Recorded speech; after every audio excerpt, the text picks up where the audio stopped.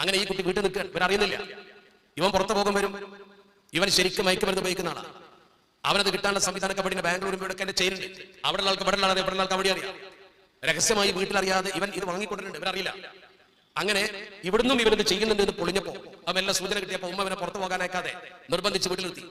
1ാമത്തെ ദിവസം തന്നെ ഏകദേശം ഒരു 12 മണിക്കൂർ ഇവനെ വീട്ടിലിട്ടു എന്ന് പറഞ്ഞാൽ പുറത്തു പോകുന്ന നോക്കി പോകാൻ പാടില്ല എന്ന് കർശനമായി പറഞ്ഞു. കർശനമായി പറഞ്ഞൊരു 12 മണിക്കൂറൊക്കെ കഴിഞ്ഞപ്പോ ഇവൻ ഈ സാധനം കിട്ടാതായപ്പോ ഇവന്റെ വിഭ്രാന്തി തുടങ്ങി. ഇവൻ ആദ്യം ചെയ്ത പണി എന്താണെന്നറിയോ?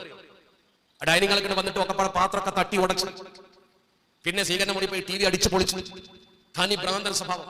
ഉമ്മ ബേജാറായി, ഉമ്മക്കൊന്നും അറിയില്ല. ഉമ്മ ബേജാറായി വളരെ പ്രയാസപ്പെട്ട് ഇവനെ ബന്ധുക്കളൊക്കെ വിളിച്ചു കൂട്ടി ആശുപത്രി കൊണ്ടുപോയി. ആശുപത്രി കൊണ്ടുപോയപ്പോ ആശുപത്രിയിൽ നിന്ന് ഡോക്ടർ പറഞ്ഞെന്താ, ഇത് നാർക്കോട്ടിക് പ്രശ്നം, ഇവന് മയക്കുമരുന്ന് കൊടുത്തെങ്കിൽ ഇപ്പൊ പറ്റും.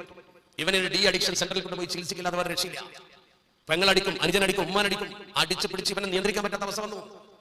എന്താ